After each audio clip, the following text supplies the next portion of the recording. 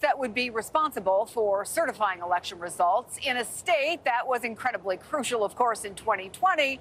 The implications of today's primary will tell us what we need to know about any close race here in 2024. Joining me next, reporter with WXIA in Atlanta.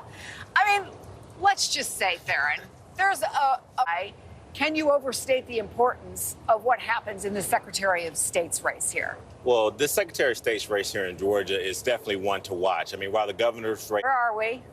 Well, I mean, we had WXIA 11 Alive had a poll a few weeks ago that...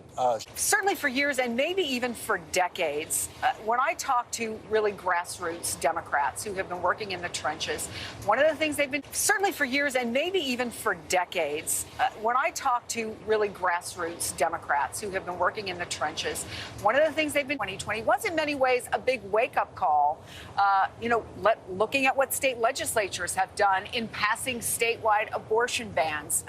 Looking at, again, what happens in places like Pennsylvania. If there's going to be something that keeps us up late into the early morning hours or beyond, what is it tonight? In places like Pennsylvania. If there's going to be something that keeps us up